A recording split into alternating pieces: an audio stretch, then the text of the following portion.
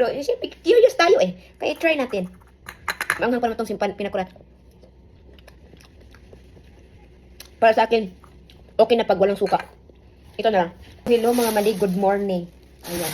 Ito ang aking nadala kagabi galing sa party. Ang aking na-take home. Yes.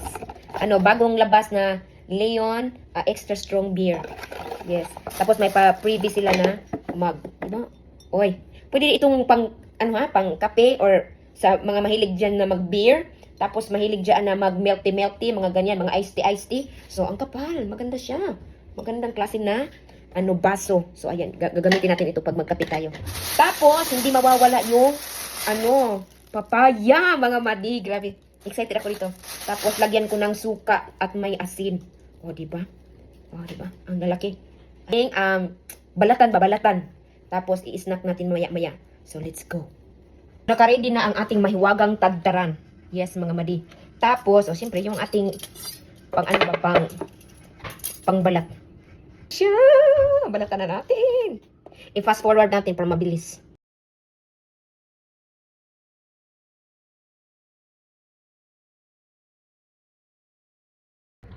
Ayan, hugasan natin kasi para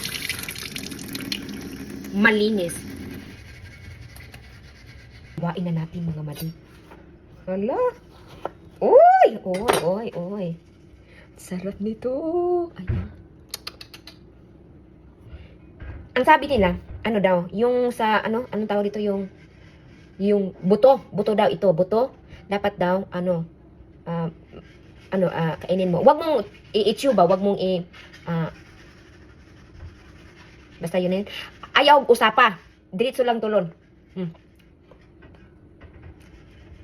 Ayan. Kasi, maganda daw, mayroon daw itong benefit sa katawan. So, kain natin. Ang tagal malunok. So, anak ra mga madi. Oy, ang sarap nito.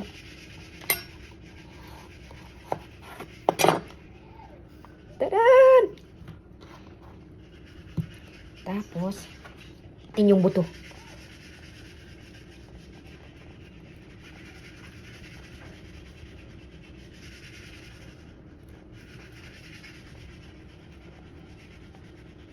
Parang hindi na to kailangan ng suka at saka asin kasi sa pinakaloob niya, hinog na siya, hinog. Hindi na siya talagang crunchy. Maganda yung medyo crunchy pa na ituslo sa Oy, my love. Come here, my love. You must try this. The papaya is so sweet. Parang nagmumukbang lang eh. Yung parang taste test. Approve. Bye. Nandito na ating suka na pinakurat. Tapos asin. Ayan. At syempre ang ating papaya. So try natin na may suka. Actually, hindi na siya kailangan ng suka. Oo, ng suka kasi matamis naman siya at hinog na. Pero syempre, curious tayo eh. Kaya try natin. Maanghang pa naman itong pinakurat.